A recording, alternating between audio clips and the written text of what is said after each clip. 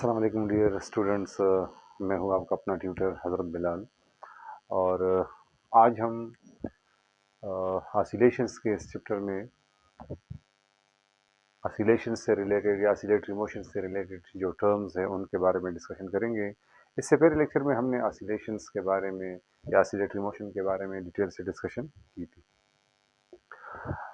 तो जिस तरह हम जब एक बॉडी के मोशन को डिस्कस करते हैं और उसके लिए मुख्तलिफ टर्म्स जिस तरह position, distance, displacement, velocity, acceleration की बात करते हैं, इसी तरह जब आप ऑसिलेटरी मोशन को डिस्कस करेंगे तो उसके लिए कुछ टर्म्स का जानना या याद रखना आपके लिए ज़रूरी है। ठीक है।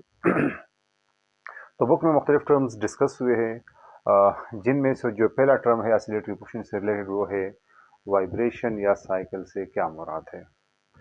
तो बेटा, वाइब्रेशन या साइकिल से मुराद किसी ऑसिलेटिंग बॉडी का अपनी मीन पोजीशन के गिर्द एक राउंड ट्रिप परफॉर्म करना है। किस तरह, इधर देखिए, ये फर्ज करें हमारे पास सिंपल पेंडुलम है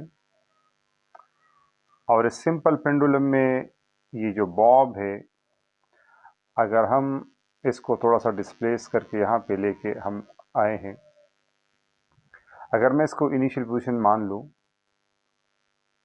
ठीक है, और यहाँ से फर्ज करें ये इस काउंटिंग को मैं यहाँ से स्टार्ट करूँ, तो यहाँ से अगर काउंटिंग स्टार्ट होती है तो यहाँ से लेके यहाँ तक, और फिर जब ये वापस आएगा इसी पोजीशन पे वापस, so that will be called one cycle या वन वाइब्रेशन। इसी तरह अगर मैं यहाँ से स्टार्टिंग पॉइंट लूँ तो फिर यहाँ से जब ये जाएगा और फिर इसी पॉइंट पे वापस आ जाएगा, that will be called one vibration. इसी तरह अगर मैं यहाँ से स्टार्ट दूंगा तो इस तरह ये गया,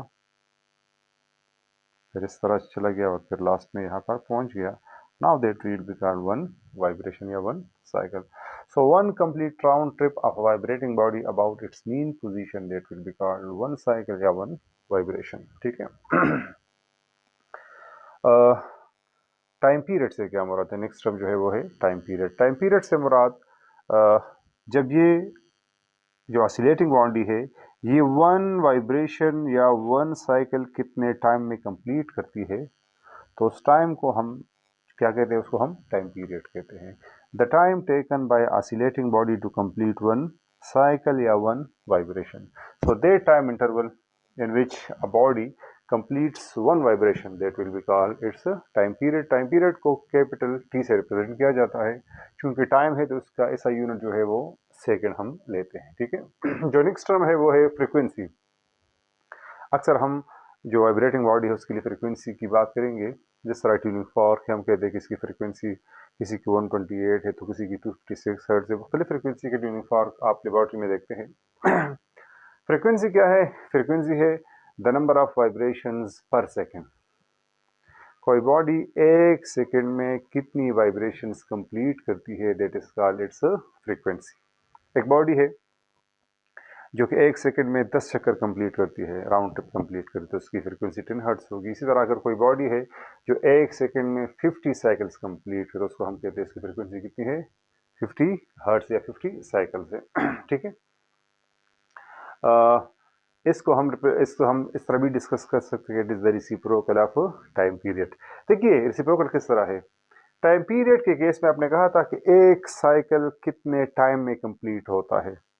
अगर हम साइकिल नंबर ऑफ साइकिल्स और टाइम का फैक्टर डिस्कस करें या साइकिल्स और टाइम के फैक्टर को डिस्कस करें, तो टाइम पीरियड में हम कहते हैं कि एक साइकिल कितने टाइम में कंप्लीट होता है। ठीक है।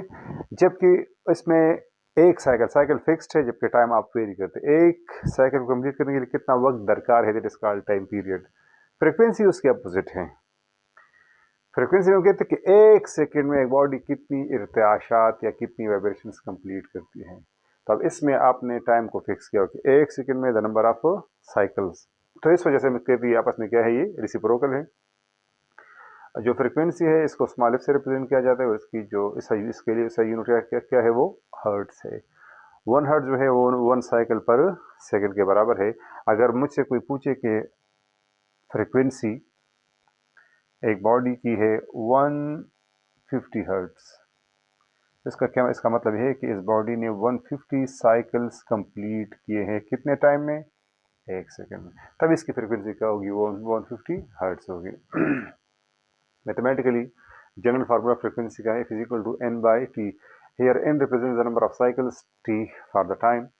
अगर हमारे पास टाइम पीरियड t की बात होगी तो टाइम पीरियड t के दौरान 1 साइकिल कंप्लीट होता है, तो इनकी जगह क्या करेंगे, 1 लिखेंगे। फ्रीक्वेंसी का फार्मूला क्या बनेगा, इज इक्वल टू 1/t। तो इस फार्मूले से आपको लग रहा है कि फ्रीक्वेंसी का टाइम पीरियड का जो रिलेशन वो रेसिप्रोकल है। जहाँ पे टाइम पीरियड बढ़ेगा वहाँ पे फ्रीक्वेंसी कम होगी, जहाँ पे टाइम पीरियड कम होगा फ्रीक्वेंसी बढ़ जाएगी। ठीक है, इस पे बाद में पूछा जाता है कि अगर हम फ्रीक्वेंसी और टाइम पीरियड को आपस में मल्टीप्लाई करें, the product of frequency and time period किसके बराबर, तो that will be equal to 1 के बराबर हमेशा हमेशा हमारे पास आएगा। जब भी हम फ्रीक्वेंसी टाइम पीरियड को बस मल्टीप्लाई करेंगे तो the product will always equal to 1। इस पे अक्सर MCQ पूछे जाते हैं। नेक्स्ट टर्म है डिस्प्लेसमेंट। ऑसिलेटरी मोशन में हम डिस्प्लेसमेंट की अगर आप बात करें तो डिस्प्लेसमेंट कवर मैंने कहा था आप मेजर करते हैं फ्रॉम द मीन पोजीशन। तो आप इस मीन पोजीशन से राइट साइड पे जाएं या लेफ्ट साइड पे जाएं, और मीन से कोई भी फासला कवर करें, यहाँ तक आप आए, यहाँ तक आए, यहाँ तक आए, ठीक है, दोनों अतराफ में, तो इसको आप क्या कहेंगे, इसको आप डिस्प्लेसमेंट कह सकते हैं। The distance covered from the mean position on either side of the mean position, right हो या लेफ्ट हो, कोई भी फासला कवर करे तो that will be called displacement. Displacement के बाद जो नेक्स्ट टर्म है वो है एम्पलीट्यूड। एम्पलीट्यूड भी असल में डिस्प्लेसमेंट है, लेकिन डिस्प्लेसमेंट की जो मैक्सिमम वैल्यू है उसको आप एम्पलीट्यूड कहते हैं। फॉर एग्जांपल अब ये बॉडी यहाँ से यहाँ तक आ सकती है, अब यहाँ से यहाँ तक इसको मैं डिस्प्लेसमेंट कह सकता हूँ, ये भी डिस्प्लेसमेंट है, ये भी डिस्प्लेसमेंट, लेकिन इन तीनों में से ये यहाँ से यहाँ तक ये डिस्प्लेसमेंट मैक्सिमम है। तो इस मैक्सिमम डिस्प्लेसमेंट को जो आपने मीन से यहाँ तक लिया है that will be called amplitude. तो एम्पलीट्यूड असल में मैक्सिमम डिस्प्लेसमेंट है, ठीक है, और इसका यूनिट वही है, इसका यूनिट मीटर होगा। दोनों के सिंबल में फर्क है, डिस्प्लेसमेंट को हम एक्स से रिप्रेजेंट करते हैं, जबकि एम्पलीट्यूड को हम एक्स एम से, एम फॉर मैक्सिमम या ए से रिप्रेजेंट होता है। ठीक है, तो ये डिस्कशन थी अबाउट द एम्पलीट्यूड। ठीक है, बाकी इसमें इस पॉइंट को आप मीन पोजीशन कहते हैं। मीन पोजीशन से मुराद इक्विलिब्रियम पोजीशन भी है। ठीक है, ये वो पॉइंट है जहां पे इस बॉडी पे रिस्टोरिंग फोर्स जीरो होगा, या जहां पे बॉडी की कवर डिस्प्लेसमेंट क्या होगी, वो जीरो होगी। मीन पोजीशन कौन सी है, जहां पे बॉडी की डिस्प्लेसमेंट क्या हो, वो जीरो हो, that is called mean position. इसको इक्विलिब्रियम भी कहते हैं।